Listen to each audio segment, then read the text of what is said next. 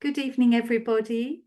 My name's Sarah McDougall, and I'm Head of Scholarship, Director of Scholarship at Benary Gallery and Museum.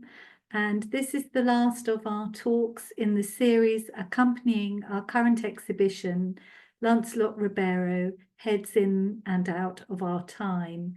And if you haven't seen the show yet, do please rush to the gallery in the next couple of days as we close on Friday.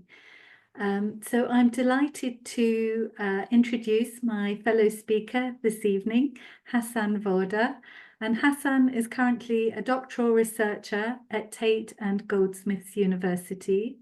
His research focuses on religion and secularism within British art museums, with a specific focus on Islam and the experiences of Muslims in art museums. We're going to discuss tonight the dynamic Southeast Asian couple, Samuel Fyzee-Rahamin, who is a painter, a dramatist, and a poet, and Atiya Fyzee-Rahamin, who was author, performer, patron of the arts, and much, much more. So in the first part of our talk, I'm going to briefly discuss how a little-known Edwardian portrait that we have in the Benary collection has been what we call a sleeper for many years. We've known very little about it, and consequently, it's had not very much exposure over the years. And in the second part, Hassan will discuss the couple's creative endeavours in the UK and in Europe. So we begin with this picture. And this is the work from the Benary collection, as you can see. We have always known that the sitter was someone called Rosalind Adler, and I'll come back to her in a little bit. And I've now been able to say that it's circa 1906. It's almost certainly 1906 because I've been able to find a press report which speaks about the work in that year. And the last thing about it is the date that it entered our collection, and that's still a little bit mysterious, but we think it's the 1950s. So why was this sleeper and how did it come to have that status? Well, really this happened because if we look at the entry here, this is the entry that it had been catalogued as, and on my previous slide, you probably saw that I had these two long names for Samuel Rahamin Samuel. Here he was just catalogued as Samuel R. Samuel, and that being a very popular name, it was very difficult to find anything to do with him. You can see from the entry underneath, which is also from this catalogue of works, and this is a catalogue that was made by previous curators at Benary, and they were then cataloguing the collection in 1987 and then revised it in 1994. So this very brief entry was all that they had been able to source at that date. But the entry underneath, I think, gives you the idea of the fuller kind of entry that we expect to find, to have more name variants, a place of birth and death, a little bit about the biography and a bit of exhibition history. And so my next port of call really to try and find out a bit more was to go to another dictionary of artists, this one looking at artists from the period we would expect it to be. Now, the portrait itself was obviously a classic Edwardian portrait, so that gave me the idea, you know, to look in this dictionary and try and place him within this group of artists working in Britain at that time. So what these authors had done was to look at all the exhibiting societies they could, a huge amount of exhibiting societies, and then to put in an entry for each of those artists. So here we find our friend Samuel S.R. as he is here, and we can see that he's exhibiting in Britain between 1903 and 1910. The address that's given places him in Bloomsbury in London, and then just after that little sword, we can see 2 places where he has exhibited. So the B stands for the Royal Society of Birmingham Artists, and I'll come to that in a moment. And the RA stands for the Royal Academy, of course. This then took me to the Royal Academy website, and obviously there they have digitized their students, their former students. So that finally gave me what the R stood for, and this was the very important part, obviously, of identifying the artist correctly. So now we know it's Fyzee-Rahamin. Samuel, the birth date actually varies slightly from that, but it's a good indication. And we can see on the left from 1906, a work that he's exhibited at the RA. And then again on the catalogue, we have that confirmation of the address in Torrington Square. So we know it's the same artist. So some of the teachers who would have been on hand at the Royal Academy schools when he was there were Solomon J. Solomon, whose work we see on the left, and John Singer Sargent, and we see an example of his work on the right.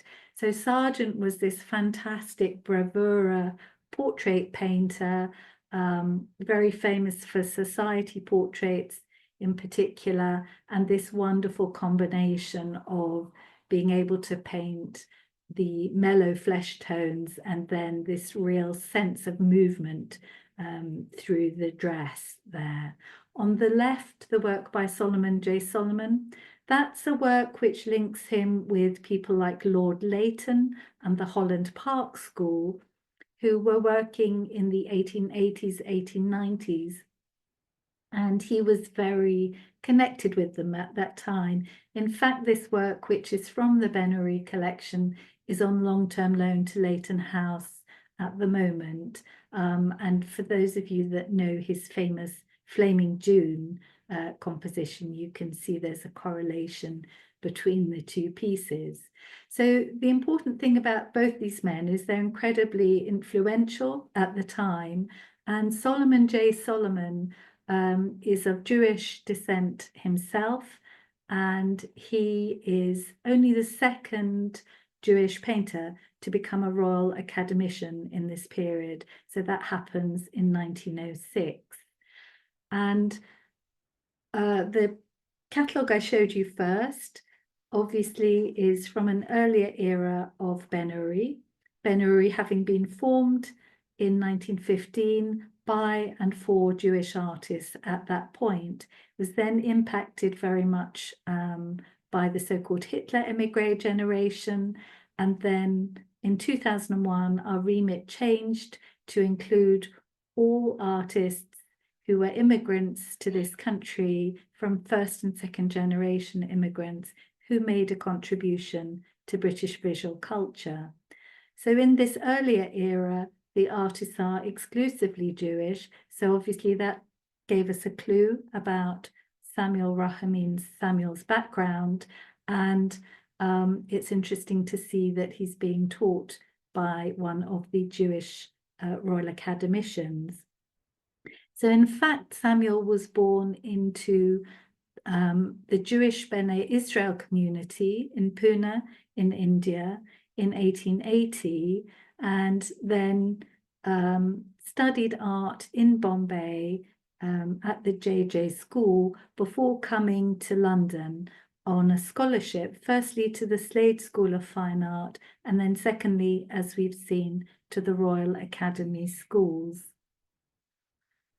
So the Royal Birmingham Society of Artists, I haven't been able to get into the archive yet, but just a little bit about it that continues that connection we've been looking at. So it's formed in 1821. It's aiming to establish a museum for works of art and provide facilities for students, hold public exhibitions, and so forth.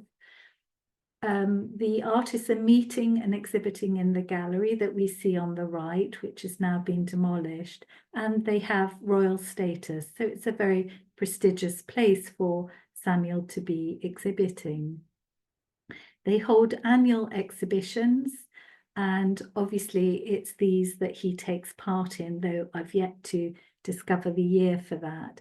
But the other important connection about it is these connections to pre-Raphaelite artists and also to other well-known artists such as Lord Leighton and Lawrence Alma-Tadema.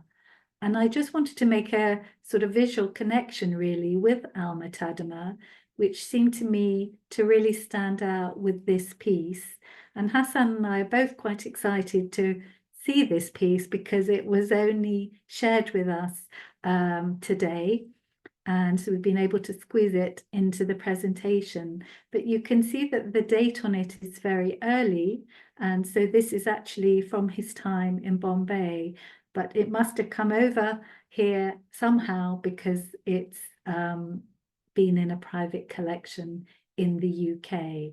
And for me, there is just that correlation between his work and that of Alma-Tadema on the right.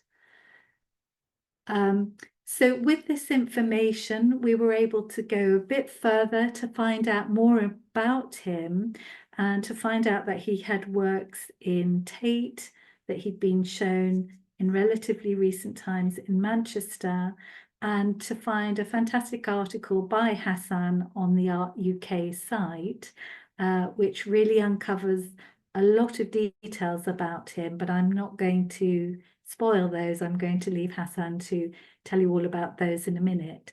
But that's enabled us to really increase the information in our own records on the Benary collection site and on our sister site, our research unit site, known as Buru. And one thing I should point out is just all the name variants that you can see listed there. This is always one of the other challenges in uncovering sort of hidden artist stories, is that you have to look under each of the name variants that you find in order to kind of weave all the threads together. So I'm coming to a close with my last couple of slides.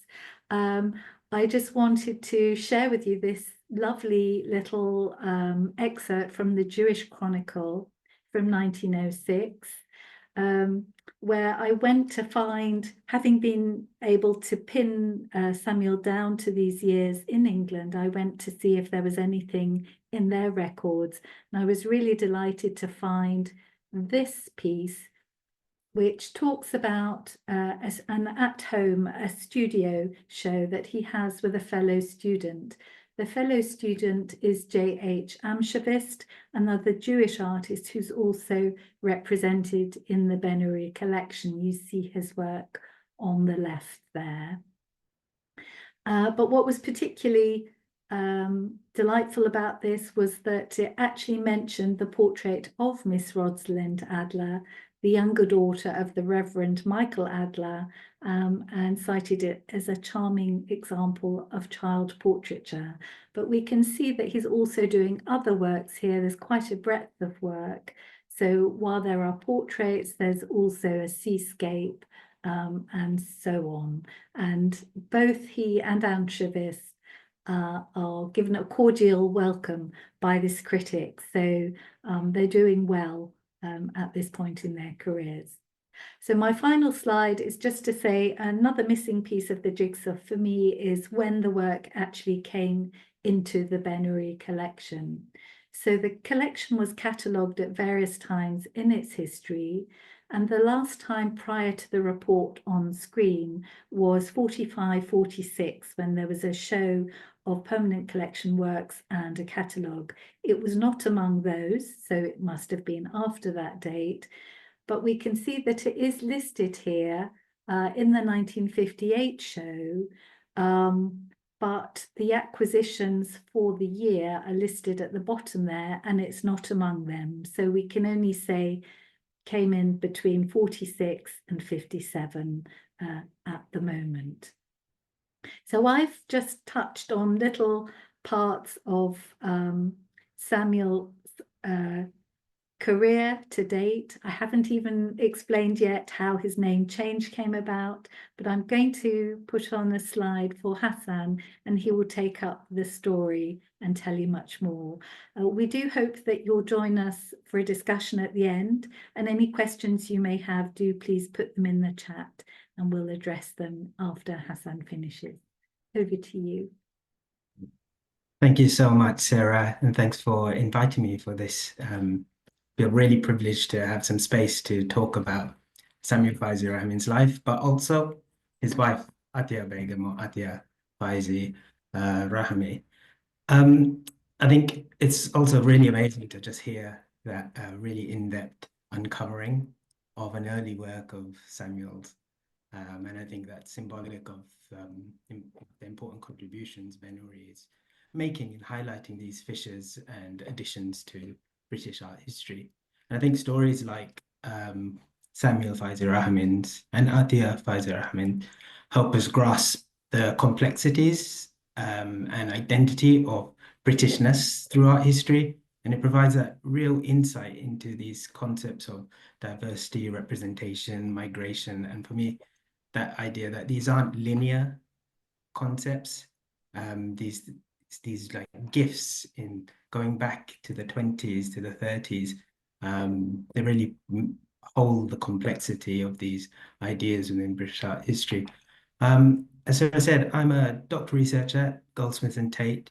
I focus on religion, and I'm looking at religion in British modern and contemporary art museums, specifically focusing on Islam and the experiences of Muslims within modern art museums. And this focus led me to look into trying to uncover what some early experiences of Muslims physically being in the space of art museums in Britain. And this took me to the story of Samuel Fyzee-Rahamin. And since then, I've begun to piece together his presence here in the UK and Europe, piecing together what is quite a fractured archive. And this talk and this session, I'm going to focus, give an overview on his biography and his wife, Atiya Begum, and focus on his interactions within Britain, but also reflect on why an artist I hope to convey is so significant to British art history, why he has been overlooked, or why he is not at the tip of people's tongues, and why he isn't on display in the public collections that he is part of. Slide 2, please, Sarah.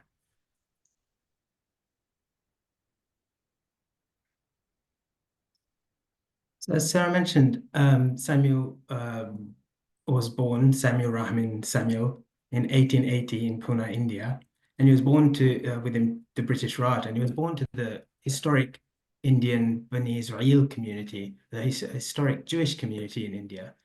He trained at the prestigious J.J. Art School, and later, as Sarah mentioned, came to RA to study under studied under John Singer Sargent and artists like Solomon J. Solomon. It's just the context there in terms of like the J.J. Art School and even his journey to the RA. At the time, the J.J. Art School was a part of an extension of the government of India at the time, and the administrators were British officials, and there was often a hierarchy of how painting was taught there. So this idea of building up your craft and aspiring to the oils and on canvas to the portraiture of Britain was something that you would go there and come out to study. And that's what happened to Samuel. And when he came to Britain for his scholarship at the RA, he continued this honing down on portraiture painting and wooden portraiture painting using oils and canvas.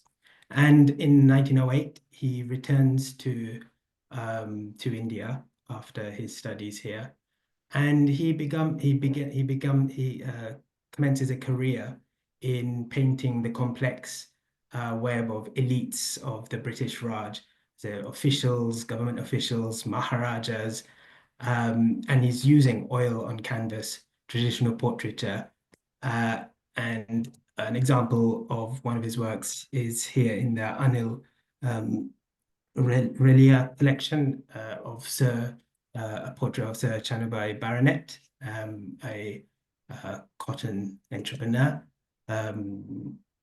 So that's an example of the kind of portraiture he's doing since he comes back. Later on, a latter reflection on his time, because he was quite, as Sarah mentioned, connected into the London art scene. But he narrated that staying in London would have been like a Bengal tiger hunting for seal in the polar regions, which he looked back on his time while he returned.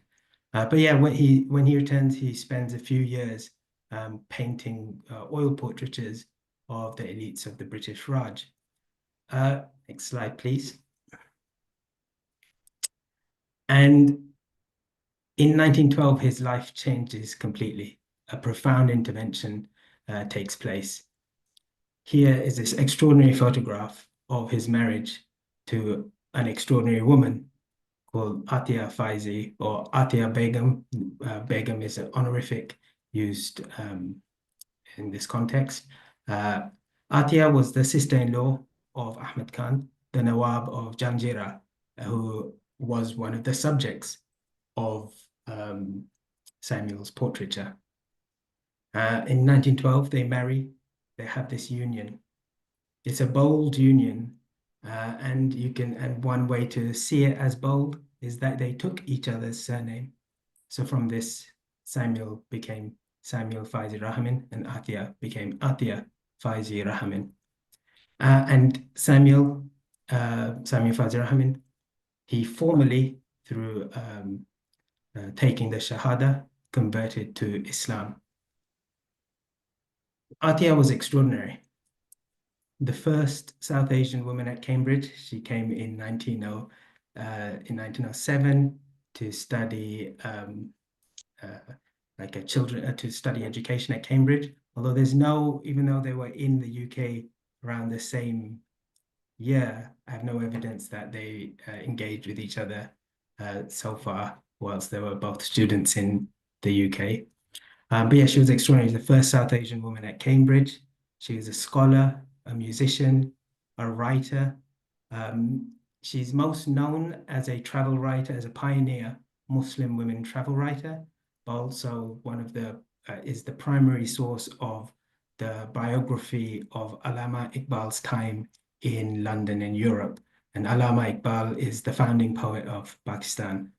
So she was almost, some say, his muse, one of his muses, but they were very close, and she is the primary source for narratives of his time as a student in London and Europe.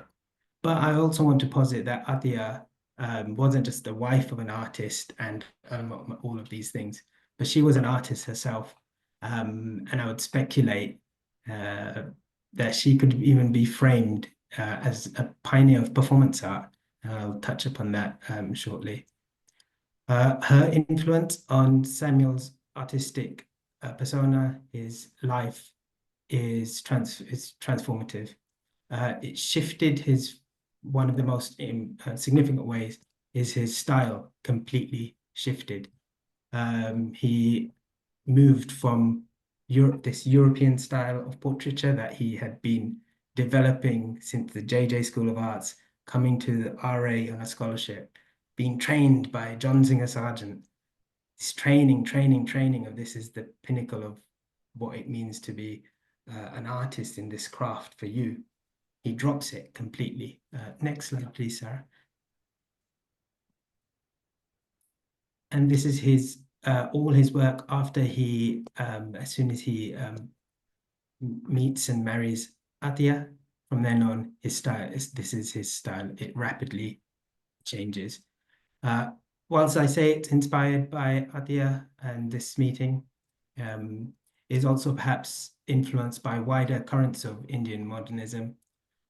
Many artists of this time, like Jamini Roy, who similar again, training at places like the JJ School of Art, in oil and canvas, with the slow burn of independence, the independence movement, they moved from rejecting this oil on canvas and looking back to traditional forms of art making and reinterpreting them with imagery and allegories of the present day, and that is often seen as they are often seen as the pioneers of Indian modernism. So Samuel does fit within that, but it's very explicit that Atiya, this meeting at Atiya, is something that really transformed his practice and influenced him into that direction. So abandoning oil and canvas, he looked to the styles drawn from traditional Rajput paintings. These were called paintings from the Mughal Empire, these Mughal miniatures, often inspired by local and religious allegorical imaginings. And they emerged formally in categorized in the 17th century. He looked back to that, took those aesthetics, took those styles, and brought them into the present where he's working now. And as a couple, they collaborated creatively. Hence why Atiya's not just an artist, not just an inspiration, but an artist herself. This work that Samuel Fyzee was making was influenced by the artwork and creativity Atiya was expressing, and there was this beautiful way of combining it to visualize the practice that he begins to really hone in on. What they would do is go on retreats. They started going on these intensive retreats, the two of them, and Atiya would sing and tell stories, and Samuel Fyzee-Rahamin would paint to what he's seeing and what he's hearing. And she'd look at his painting, and then she'll go and create something else, and then he'll create something from that. And a first-hand narration from this is a quote I found from Atiya Fyzee-Rahamin describing this process of working on one of their retreats, where she said, "I would sing the eternal limpid melodies. Rahamin immortalized them in a series of beautiful paintings, the ragas, the raginis. I dashed off a few lines in explanation. And this process is, I see as the underpinning on every single painting he does, has this back and forth with his wife, with Atiya, within it. And this work that Samuel Fyzee-Rahamin started to produce started to get significant attention, not just within the British Raj, within British India, but it started to get international attention in Europe, in the Americas, and in Britain.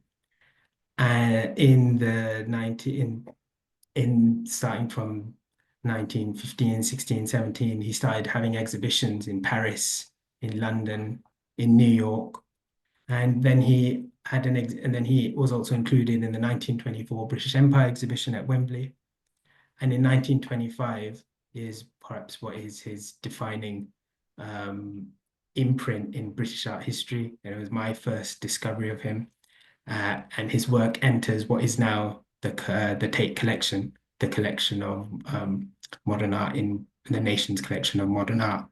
It was gifted by the businessman, Sir Vincent Sassoon, and it is an incredibly historical moment because it is arguably the first person of color to enter the National Collection of Modern Art, and the first Muslim to enter it. But as we'll touch upon later, it remained perhaps hidden in recent decades and the stores of this collection. Next slide, please. But Atiya's, as I mentioned, Atiya's presence was within all these exhibitions. In New York, for example, in the exhibition he had in New York, it was recorded that she did a performance piece alongside his show. Again, archival materials and primary sources are very scarce, and we're noting records and piecing together images So there's an element here of speculation in terms of what that performance was, what that performance piece was. It was described as a performance of Indian music, of Indian song, but knowing her practice, knowing her narrative of how she engaged with Samuel's practice, it was more than an echoing of something perhaps traditional, and something that broke tradition as much as it echoed it. So in and this image here is a book that was printed alongside one of Samuel's exhibitions in London. So she was always present. Her creativity was always present in his shows. Next slide, please. Oh, pardon me, slide back. Oh. And I had one more. And get to that in the next. I don't want that to distract. So in the 1920s, Samuel's reputation soared even higher from these shows within New York, within Europe, within Britain. He began to have some significant major commissions, and one of them symbolized being he was commissioned to paint a fresco for the New Delhi Secretariat. And it was this marvelous, huge, mammoth undertaking of fresco interweaving different mythologies of and different ways of interpreting spiritualities from Hinduism, from Islam, from Sikhism, and I don't know, that kind of mixture of divinities. I really also feel is this symbolic way Atiya expressed her creative practice through how she explored music, through mixing through these different spiritual traditions that really started to begin to echo into Samuel Fyzee-Rahamin's artistic practice and this fresco example of it. But what also happened in Britain is in 1930, he had a solo exhibition at Manchester Art Gallery, which covered his life's work from JJ School of Art, from his portraiture, from his the paintings he would make with Atiya Fyzee Begum, and it also had a whole section dedicated to the fresco he made for the New Delhi Secretariat of early drawings, concept drawings, etc. And this is very, if you think about it, and the idea of things not being linear in terms of representation, in terms of diversity within British art, it's a very rare instance because it's still of today. Take Britain or I don't believe has yet to have a solo show for a South Asian artist, but here in 1930, here is a show for an artist in their collection, a solo show. So yeah, so sometimes looking back to look forward is as progressive. And in the 1930s, Samuel and they start going back and forth from India to Britain. London really begins is this creative paradise for them. They frequent often, whether it's through exhibitions, whether it's through just connecting through a social scene that they established there. But what happens in the mid 30s, they start to be present in London, but not as artists now, but as playwrights. And they start writing and putting on plays in London, very interesting plays that talked about class, religion, gender, all through the lens of synthesizing tradition and modernity, reflecting a vision for a better, more cosmopolitan world without shying away from the complexities of colonialism, the imposition and disruption of traditions from empire and perceptions of moral hierarchies. These are all complex ideas, all weaved in this literary endeavor. So after in 19 and come, I'll sum up towards the end of their life, come 1947, they surprisingly moved to Pakistan. So after having this thriving, this really creative experience of questioning traditions, thinking about spirituality as this harmonized practice, weaving in different spiritual traditions, they end up making this very interesting decision in moving when partition was aligned to Pakistan, but not just moving there um, as citizens, but moving there on the invitation of Jinnah to be part of the governance of this new nation. And they were asked to help establish and develop the cultural governance of this new formed country. But sadly, after Jinnah passed away and political shifts, they ended up falling foul or getting cut out of some of the spaces of influence they hoped to be at the center of. And their final decades, they were kind of shunned. And actually, some records signpost that they had to borrow some money to live, the lifestyle they were living. And Samuel Fyzee-Rahamin passes away in 1964 and Atiya in 1967. Next slide, please. So with that incredible snapshot into their life, their significant intervention in British art history, Samuel Fyzee-Rahamin in 1925 entering into the National Collection. Why has it taken, why sometimes I often think as a PhD student in socio-religion, why did it take me to piece together this life in the archives of art history within Britain? And I just want to use, as well, I want to use this moment to just reflect on the complexities of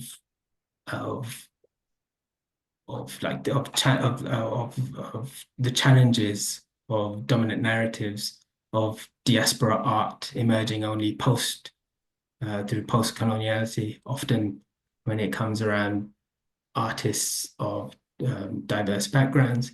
They kind of frame within British art history that happens only after like 1950, 1960, 1970.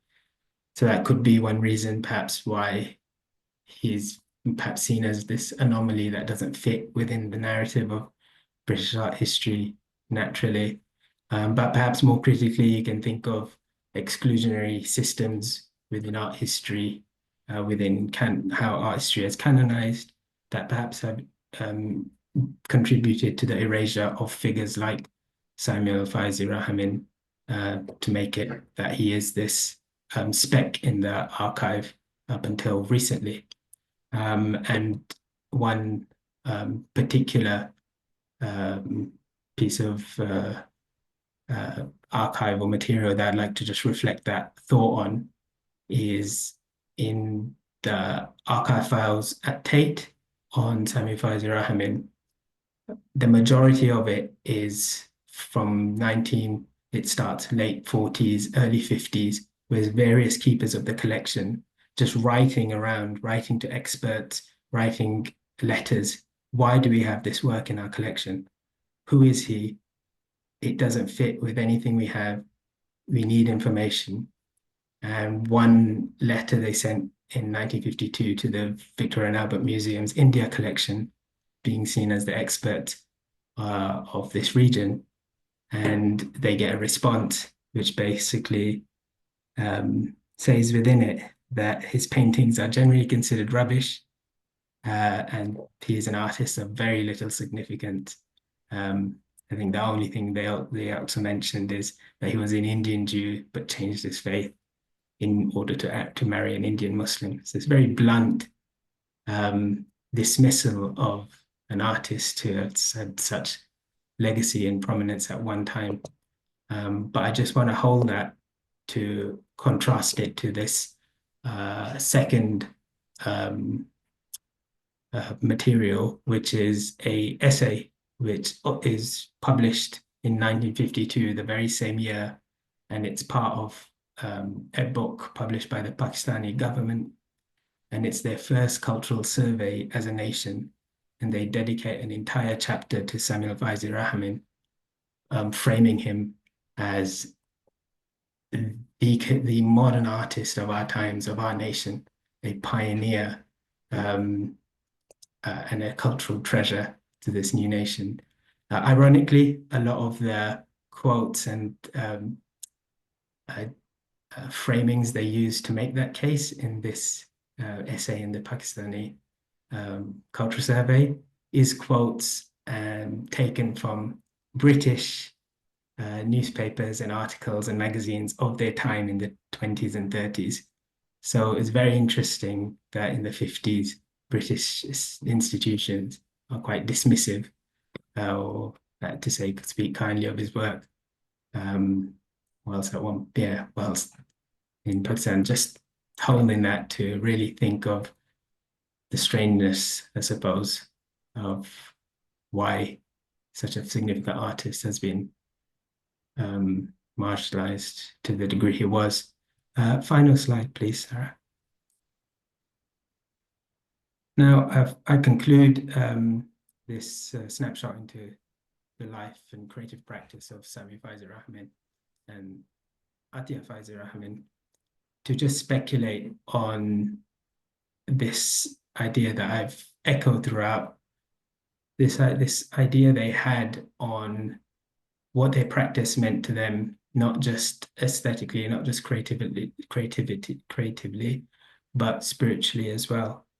There was something that you could, there's a trace in all materials and all works that they produce, this idea of art, creativity, the act of making artworks is a way of finding a spiritual balance. And they often emphasize this by explicitly cross-cutting different spiritual beliefs into one. And this can be most viscerally seen in the plays they wrote. And with the lack of primary source material, a lack of archival reference points of their time, of their rich, rich life, one of the gifts we do have is a play called Invented Gods. They put on in London in 1938. And across each of the three chapters, of the three acts, there's a dialogue between the playwright and the playwright's wife, which is Samuel Fyzee-Rahamin and Atiya Fyzee-Rahamin. And through this, you can get a sense, well, whilst they may be fictional players of themselves, we can speculate that this is the creative and spiritual motivations and visions that motivated their practice. And I'll leave with just this final quote on the screen. Actually, I'll read it out. That will close this talk. The playwright's wife said, "Let mankind move onwards, for a day is coming when no father can avail aught for his son, nor son for his father. Time and knowledge are mysterious. So far, they are not understood. But once known, the mystery of creation will explain itself, and you will see how the end will shape. Knowledge is open to all, and all men are representatives and are fit and proper to receive enlightenment, their creator being one. If any boast of birth and origin, let them know it is but the mud and water. Only the learned are alive, for they are the lights that guide the benighted. The rest are dead. A man's worth is what he emulates. Live, therefore, possessed of knowledge, to know the light eternal.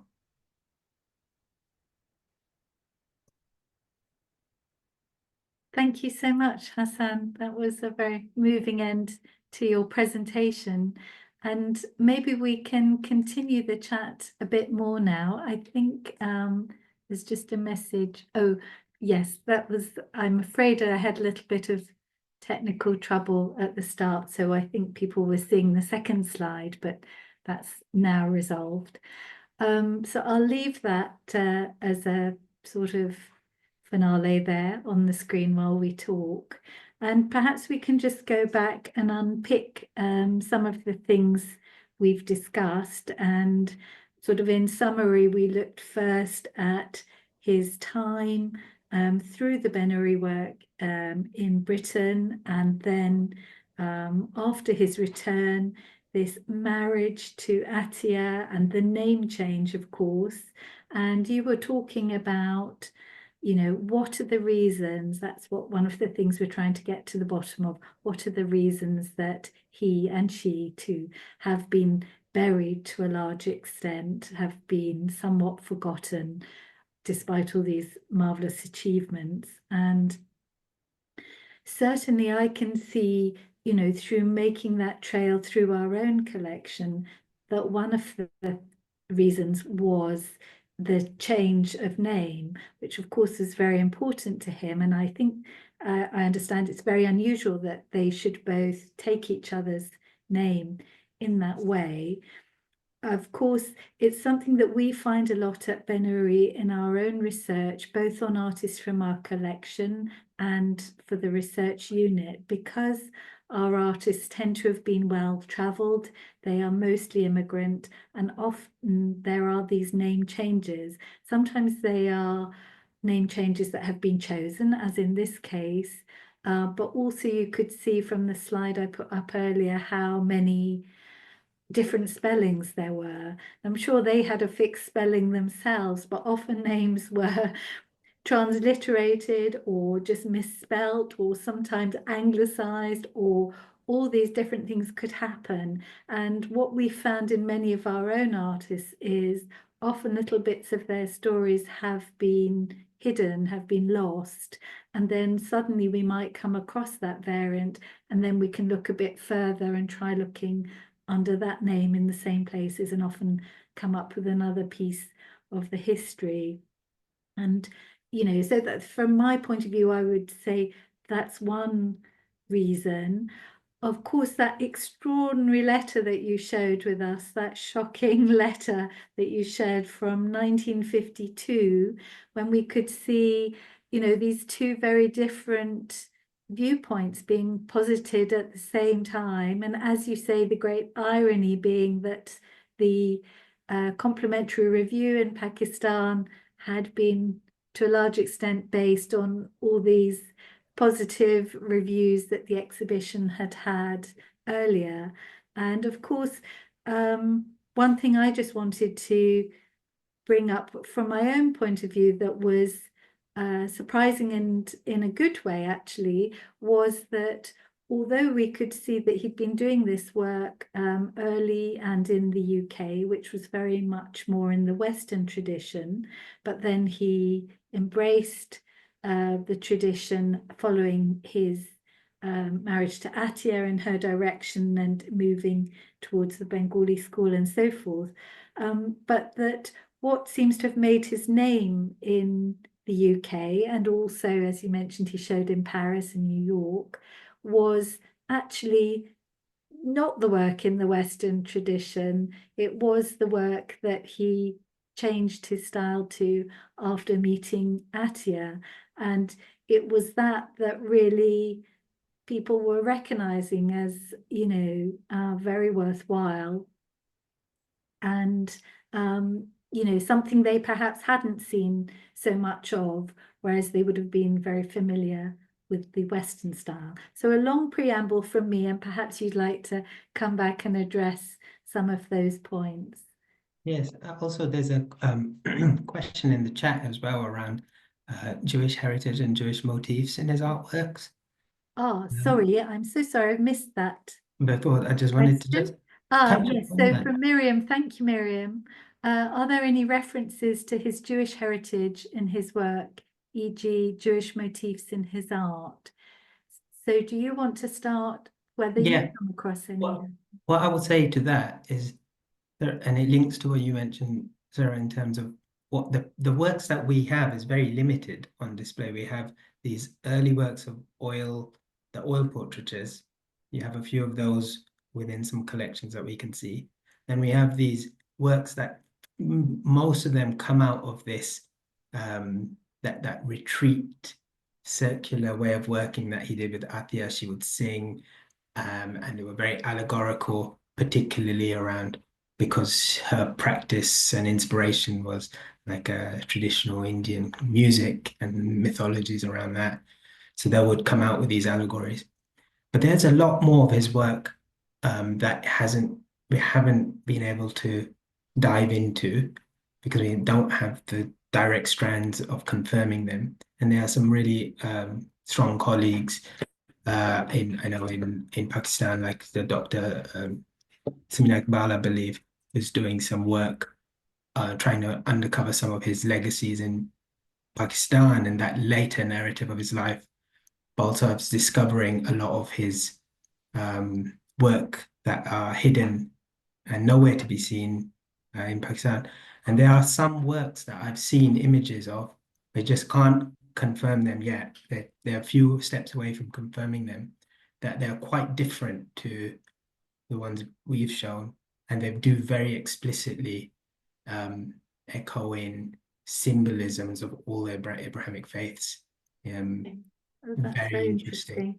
Yeah. Very interesting, but wouldn't put them in I wouldn't be confident yet to put them in a presentation or talk to say this is a Samuel Fyzee-Rahamin piece. Very likely it is, but just that work the work has not been done to there are images, a few images that are floating around online, but we haven't got I don't know what it is, where it is, what the facts are.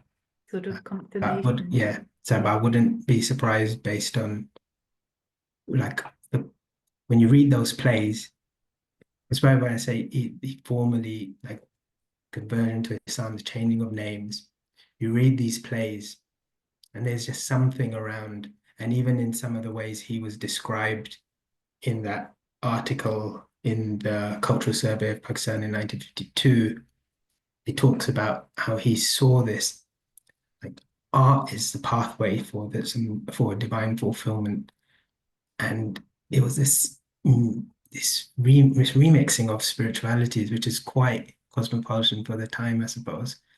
That I really feel, yeah, that's something to really dive in and start unweaving out for both of their practice that kind of maybe has been flattened by conversations of they're an Indian artist or they're Muslim artist or they're this artist or that artist. There's something deeper going on that we can at the moment just speculate on. So I think, I mean, in short, what we're saying, and I think one of the reasons we decided to do part of this as a dialogue is that we, and obviously other researchers elsewhere, everyone's digging away, finding all these little parts of the life and the career and the painting and so on, and trying to weave it together. And at this stage, there's still very much we don't know. It would seem very possible, let's say, that he would at some point have addressed motifs from his Jewish faith, perhaps early on. But as Hassan said, we've yet to uncover the full evidence of that. And the kind of painting that I showed, the one we have, and the other painting of the maiden, those were obviously very much the kind of dominant style of painting at that time, and may have been things that would be popular to showcase his skill, but also perhaps to sell to patrons, as all artists have to live, of course. So, but obviously, as we've seen, he did change his style. So I think there's a lot more to come out, and hopefully we would find something that would, yeah, confirm that and tell us something else about it. And Joanna's saying she just looked up the portrait of the wife. And yes, so again, there are these other clues out there, and I feel this is like an exploratory exercise, and that, you know, perhaps if we were to meet again in a year, we would have a lot more visual evidence and, you know, a few more answers to some of the queries we've posited. And, you know, I think one thing I would say is that it has been very cheering to at least find out that there is lots of research going on, and despite this unfortunate situation in Pakistan where the house that they hope to sort of showcase the work in has not really come to fruition, as you say, you're in touch with scholars there who are hoping to reverse that, or at least make those works better known, and you're doing you know, great job with all the strands here. So I do feel it's a positive picture, at least, that we can end on, that there is great interest in all these places, and perhaps too, you know, there might be further traces, say in Paris, yet to uncover. We know he exhibited there. And yeah, I guess one never finishes weaving all these things together, but at least we've made a good start, I hope. Yes, and in some ways, the whatever reasons or whatever the interesting conversations are of why he was hidden away, or why his narrative hasn't been made to the foreground. It just provides riches for the future, riches for now, and a really incredible way to look and rethink actually of the tools needed to pick apart art history or dive into art history, that it isn't just one discipline. I mean, I'm very advocate of like sociology and other forms that just build that richer picture, literary studies, etc. Because it his story is there, his legacy is there. Him and Atiya, the traces are everywhere, but we just need to piece them together from all the different disciplines. Thank you, Hassan. That seems a really good place to stop. And there's some thanks from our audience, and I'd like to thank you too very much for presenting your research and making it all so fascinating and really bringing the couple to life. I really look forward to learning more about them in due course. So thank you, and thank you to our audience. And don't forget to come and see the exhibition as well if you can. Thanks. Good night, everybody. Thanks. Thanks, Sarah.